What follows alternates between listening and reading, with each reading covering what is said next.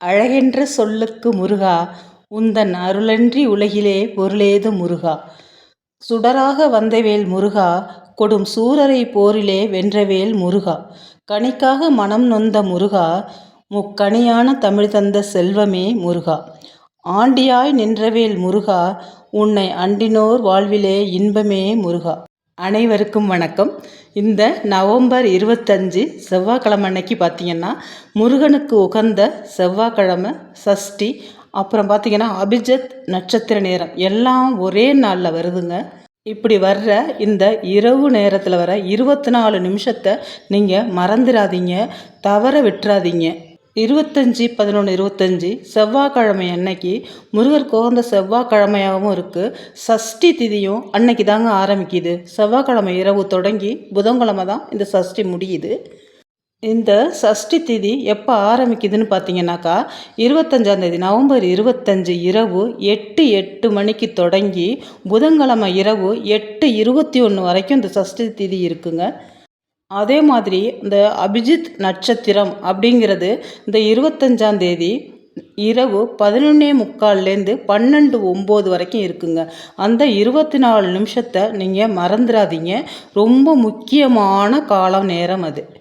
இந்த மூணும் செவ்வாய்க்கிழமை, சஷ்டி, அபிஜித் நட்சத்திரம் மூணும் சேர்ந்து வர்ற இந்த 11:45 to 12:09 இந்த 24 நிமிஷத்துக்குள்ளே நீங்கள் ஆண்டவன்கிட்ட என்ன வேண்டிக்கணுமோ அதை நல்ல மாதிரியாக பிரார்த்தனை பண்ணிக்கோங்க.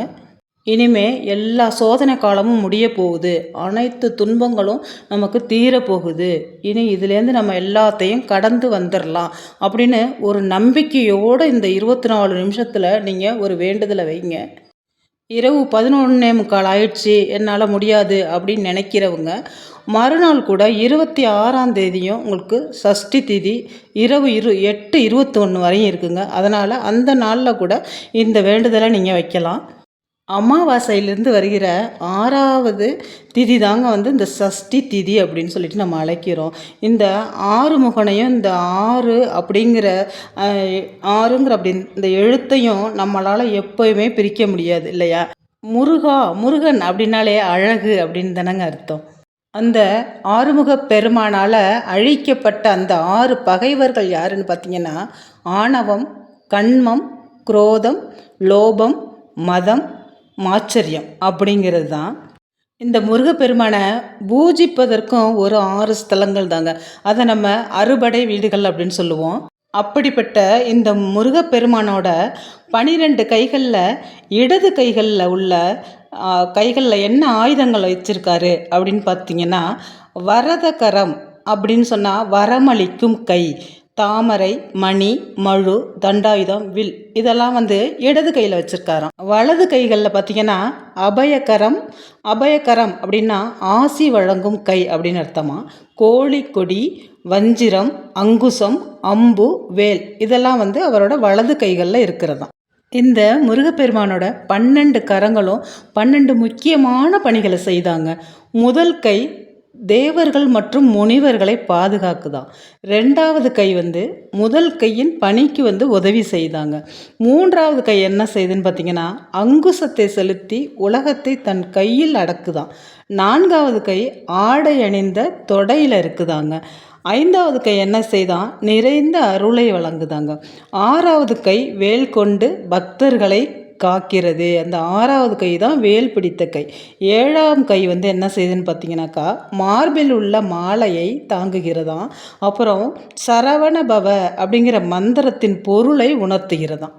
8வது கை மார்பிலிருந்து தொங்கும் மாலையை தாங்குகிறதாம்.